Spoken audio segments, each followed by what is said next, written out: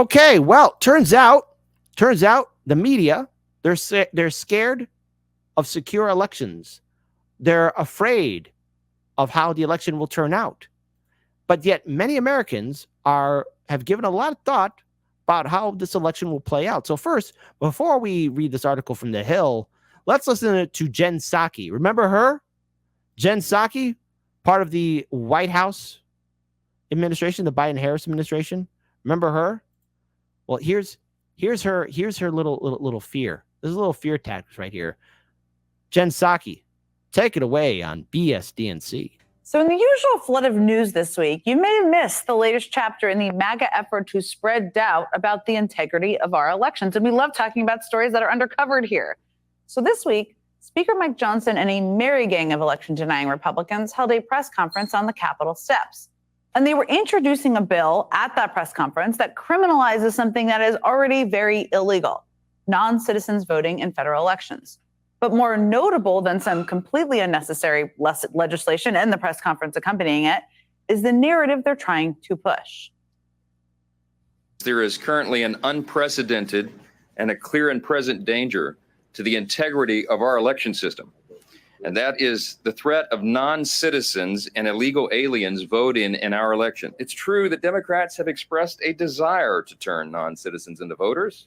That's what this open border has been all about. It's the combination of a wide open border and obstruction of any effort to verify the citizenship of who votes in our elections. These things are all combined in effort to end our Republican form of government.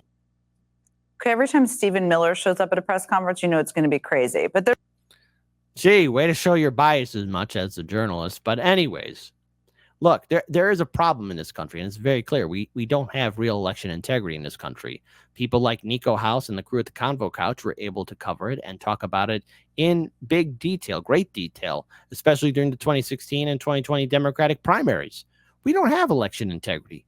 Paper ballots missing, lack of functioning machines, people waiting hours upon hours or a whole day just to vote for Bernie the Nutless Wonder. But that's not the only time we didn't have election integrity or a system not working properly or votes disappearing.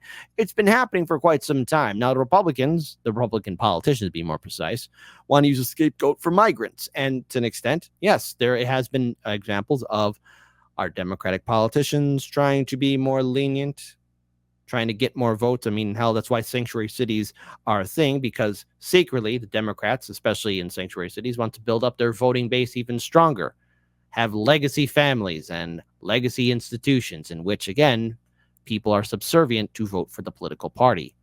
That happens. Republicans do it too. It's a sick system we have. You think we actually have a representative democracy? No.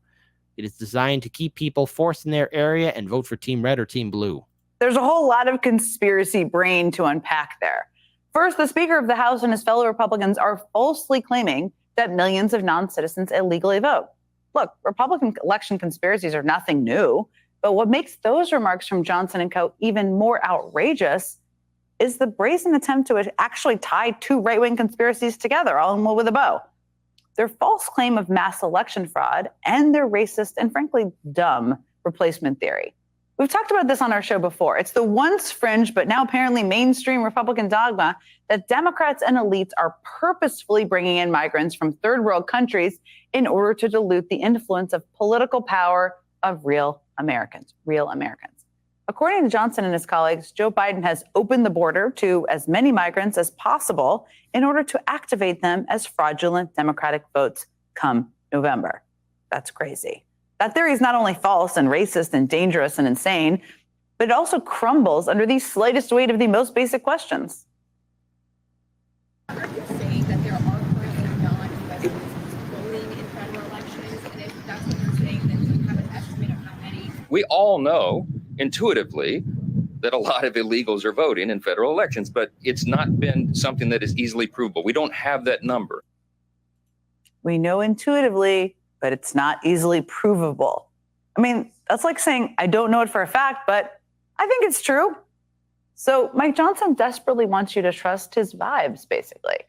Just like how we're supposed to trust corporate media's vibes, how we're supposed to trust and believe their words. Remember, a lot of people at corporate media, including the Democratic establishment, were saying the 2016 election It was rigged. You got to believe us. You have to trust us. It was rigged. We have to protest. We have to challenge this administration. We have to impeach Trump.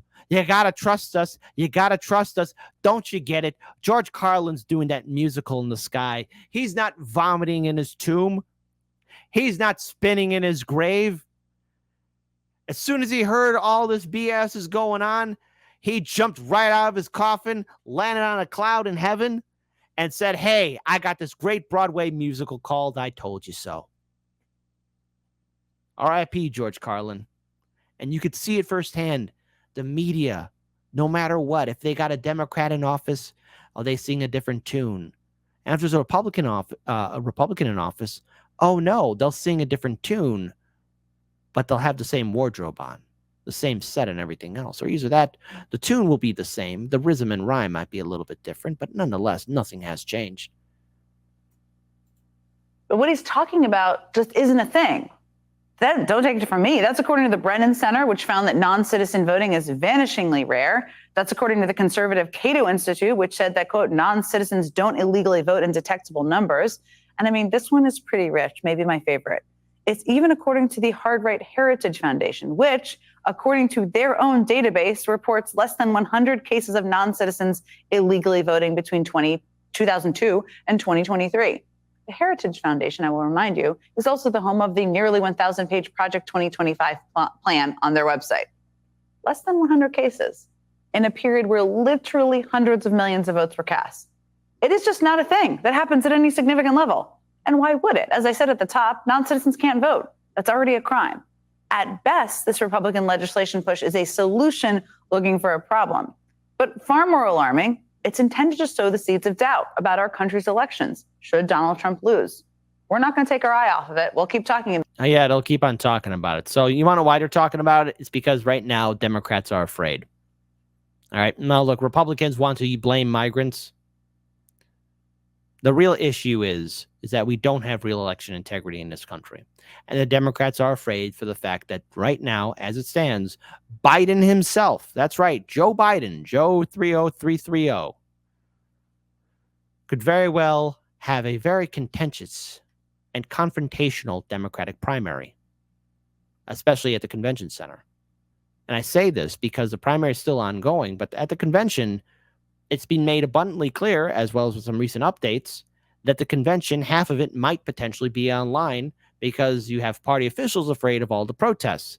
And when you have 7 out of 10 said that they've given a lot of thought to the election, what does this tell you? 7 in 10 Americans say they've given quite a lot of thought to the upcoming presidential election, according to a Gallup poll released Monday. The poll, conducted between April 1st to the 22nd, was conducted after former President Trump won enough delegates to become the presumptive Republican presidential nominee. Look, the Republican voters have already made it very clear who they're going to vote for. So it was Trump. Okay, I knew he was going to win it. Okay, was there a potential he could lose? Yeah, there was. It was there. But then, as soon as the first Republican primary debate took place, I was like, okay, this is over. It's a foregone conclusion. The data shows attention is particularly high among Americans who identify with either of the political major political parties. Sorry for that stutter. While political independents say that they are less engaged. 84% of Democrats, 78% of Republicans, and 61% of independents say they've given a lot of thought to the election. When independents are grouped by partisan leaning, 76% of Democrats and Democratic-leaning independents say they've given a lot of thought to the election, and 72 Republicans and Republican-leaning independents report giving it a lot of thought. Gallup noted that the political independents more often lean Republican than they do Democrat.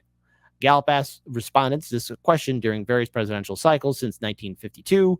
Researchers note that the amount of thought Americans give to an election, oh my goodness. Hold on, the page renewed itself. And I just lost my point. Researchers noted that the amount of thought Americans given to the election often correlates to the level of voter turnout. Why would you refresh yourself? I hate my computer sometimes. The findings in the new survey could portend high turnout. The level of attention is similar to election readings at similar points in the 2008 and 2020 campaigns, but higher than it was in the 2000, 2004, and 2012 campaigns. Data is not available from 2016. The 2008 and 2020 elections had the highest voter turnout since 1968, Gallup noted. Americans aged 18 to 29 was the only group in the new survey with fewer than half of respondents, 49%, reporting giving a lot of thought to the election. 69% of people in age 30 to 49, 78% of people aged 50 to 64, and 82% of Americans 65 and older say they've given a lot of thought to the election as well. I want to ask you, my viewing audience, have you given a lot of thought to this election cycle? Type 1 for yes, Kit, and I'm going to do my civic duty to vote. Type 2, man, I just don't care anymore. I wonder how many 2s we'll get in the chat, but I want to explain the purpose of even pulling up those 2 articles, because here, this is what's happening from New York and New Jersey. You have voters turning out not for Biden, but this is what populism looks like. This is what happens when you keep your political base together, Bernie. You have a huge voter turnout for Trump.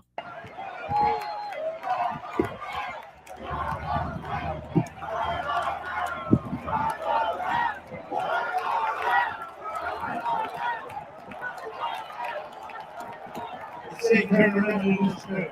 I don't know why. Even the ones that are sort of like friendly to America, I'd say about 7 or 8%. But they're good. They're believers. But they never turn around, and I love that the show the God as far as the eye can see. I love the show. But they don't do it. And I used to think it was a mechanical problem. Do you see Joe Biden pulling in those numbers? Hill Dog could never pull in those numbers. The only person who ever were able to pull in that kind of a crowd was somebody like Bernie Sanders. That was it. Only Bernie. Only Bernie Sanders could do something like that. There was a point even AOC could do that. Not anymore. You see, we have to be concerned about election integrity in this country, because the more we trust our politicians, the more we're going to get a system of non-engagement. Now, Trump, whatever your thoughts on him, he kept his movement together, and the Democrats are afraid. And the Democrats are showing us their fear because they want to show Republican stupidity. Yes, Republicans can be stupid too. But the Democrats don't have a plan. They don't have a plan to really prepare for the voter backlash that they're about to receive.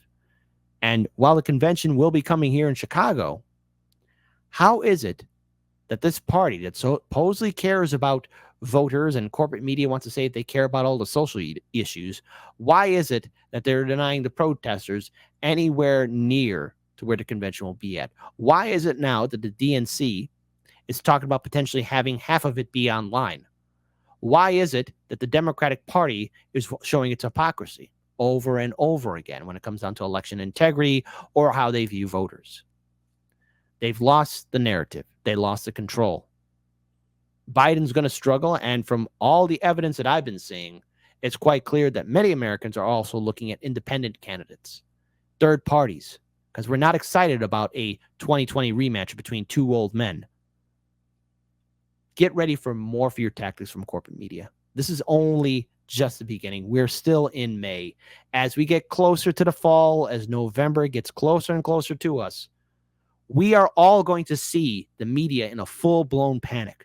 We're going to see them cry. We're going to see them yell. We're going to see them become emotionally unhinged because they can't stand the fact that they were wrong about everything. And it's going to be sweet to watch. I know I'm going to be laughing. Grab the popcorn.